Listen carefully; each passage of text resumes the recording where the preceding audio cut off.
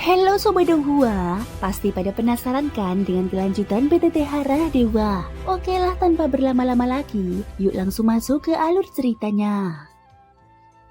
Di episode sebelumnya, Xiaoyan dan He Xianren terus dikejar berbagai kekuatan. Namun Xiaoyan dengan mudah membantai para pengejar sambil memperkuat bendera penekan jiwa dan api pemusnah. Menyadari situasi semakin berbahaya, Xiaoyan memutuskan untuk sementara bersembunyi dan merencanakan merebut tubuh ras dewa agar bisa menyusup dengan bebas ke wilayah suci Dewa Buddha. Pendakian itu berlangsung panjang dan melelahkan. Sebenarnya dengan kekuatan yang dimilikinya sekarang, Xiaoyan sepenuhnya mampu mempercepat langkahnya dan mencapai tujuan dalam waktu jauh lebih singkat. Namun dia tidak memilih jalan itu. Dia justru melangkah perlahan, mantap setapak demi setapak, seolah menikmati setiap jarak yang dilalui. Di sepanjang perjalanan, pikirannya terus berputar. Dia meninjau kembali semua pengalaman hidupnya, perjuangan, kemenangan, kegagalan, serta berbagai pemahaman yang dia peroleh selama ini. Langkahnya stabil, tidak tergesa, namun penuh keyakinan, perlahan menapaki jalan menuju puncak. Sementara itu di sisi lain kehampaan, klon Xiaoyan melesat sendirian dengan menunggangi kompas terbang yang diberikan oleh He Xianren. Meski berada dalam kehampaan mutlak, seluruh kekuatan berkumpul pada tubuh klon tersebut. Baik menara kekosongan Roshi Chen maupun klon-klon lainnya, meskipun hanyalah perwujudan bayangan, tidak memiliki perbedaan berarti dengan tubuh asli.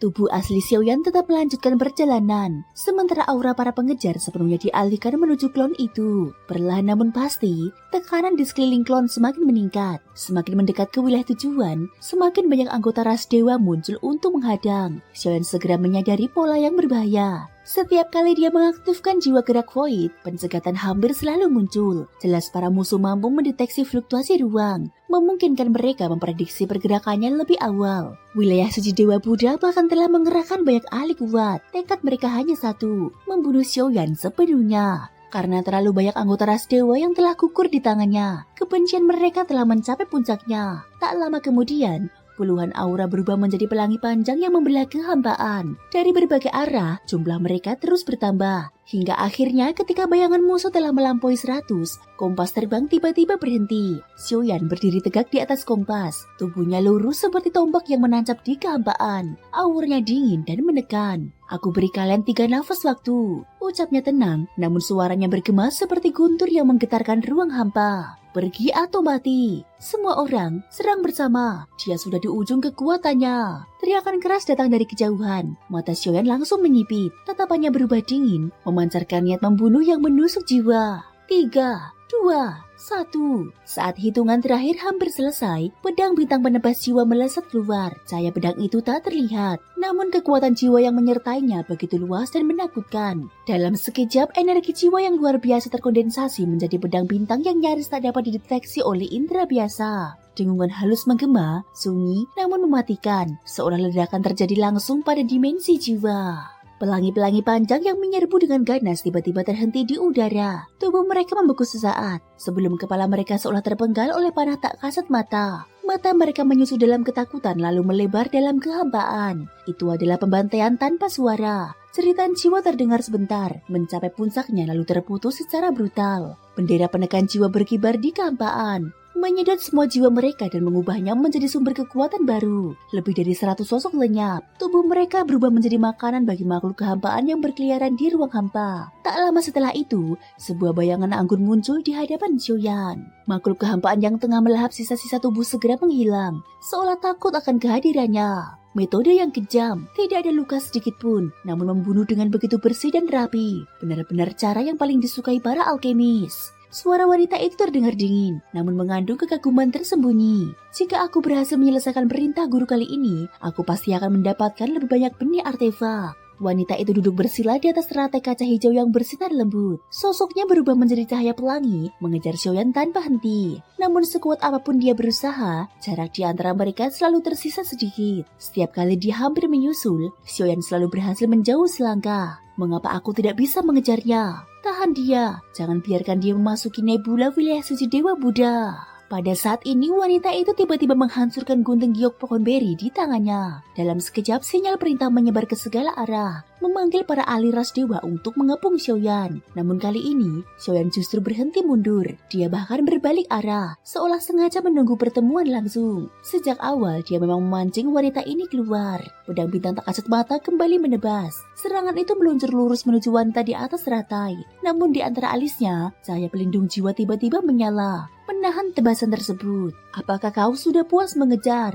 Xiaoyan duduk bersila di atas kompas terbang, menatapnya dengan dingin. Berani sekali kau berbalik menyerang. Kau telah membantai begitu banyak anggota ras dewa, dan masih bermimpi memasuki hutan 7 warna pemecah laut untuk mencari alam suci. Itu benar-benar hayalan bodoh. Wanita itu adalah Miao Liankong. Dulu, di luar istana Budak Emas, dia pernah mencoba menukar pilihan Yang, namun ditolak mentah-mentah oleh He Xianren. Kini tidak ada lagi kelembutan tersisa dalam dirinya. Yang ada hanyalah kebencian dan tekad membara. Jika dia gagal menangkap Xiaoyan dan merebut pilihan Yang, hukuman berat menantinya saat kembali. Sebelum kau menyerang, dengarkan aku sebentar, ujar Xiaoyan dengan nada tenang. Aku bersedia menukar pil obat demi izin memasuki Laut Roh 7 warna. Jika pengajaran ini berlanjut, kita berdua tidak akan mendapat keuntungan. Konyol, bentak Miao Liankong. Kau membantai klanku, menodai wilayah suci, dan masih berani bernegosiasi. Hari ini aku akan menghancurkan jiwa dan ragamu untuk mempersembahkan pengorbanan bagi arwah klanku. Setelah kau musnah, pilihan Yang akan menjadi milikku. Belum selesai ucapannya, kedua tangannya sudah bergerak membentuk segel Buddha yang rumit. Segel teratai Buddha murni.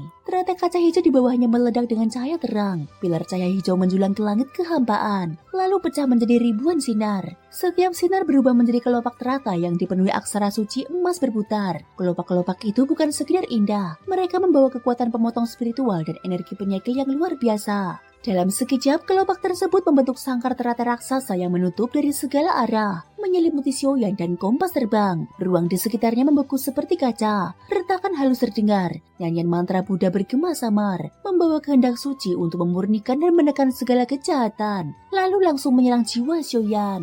Namun Xiaoyan telah bersiap. Dia tiba-tiba melesat menuju Miao Liankong. Tepat saat sangkar hampir menutup, retakan ruang muncul di hadapannya. Kompas terbang menembus celah itu, membawa Xiaoyan menghilang tanpa jejak. Brengsek, Miao Liankong menggeram marah. Dia benar-benar menguasai hukum ruang sedalam ini. Tidak heran aku tak pernah berhasil menangkapnya. Dia segera membubarkan tekniknya dan melanjutkan pengejaran. Namun Xiaoyan telah jauh melesat, mendorong kompas menuju kejauhan dengan kecepatan luar biasa. Di atas kompas, Xiaoyan duduk bersila. Tatapannya berkilat dipenuhi perhitungan. Gadis itu bisa menjadi titik terobosan. Jika aku berhasil mengalahkannya atau menangkapnya, dia bisa menjadi kartu tawar. Dia sadar, dia tidak boleh berhenti terlalu lama. Bahkan jika harus bertarung, waktunya tidak boleh melebihi setengah batang dupa. Selain Miao Liankong, masih ada banyak pengejar lain yang siap menerkam kapan saja. Karena itu, Xiaoyan mulai bergerak maju dengan pola tak terduga. Kadang melesat, kadang berhenti, dan sesekali menyerang untuk menguji reaksi lawannya. Dari kejauhan, suara Miao Liankong terdengar penuh ejekan. Kalau punya kemampuan, lawan aku secara terbuka. Terus kabur seperti ini, apakah kau masih bisa disebut pria? Mendengar ini, Xiaoyan hanya tersenyum tipis. Tatapannya tetap tenang, namun niat membunuh di matanya semakin dalam. Thank you guys sudah mendengarkan ceritaku di episode kali ini sampai akhir. Ikutin terus kelanjutan episode berikutnya ya. Terima kasih buat kalian semua yang udah subscribe, like, dan komennya. Semoga hari kalian menyenangkan. Sampai jumpa dan bye-bye.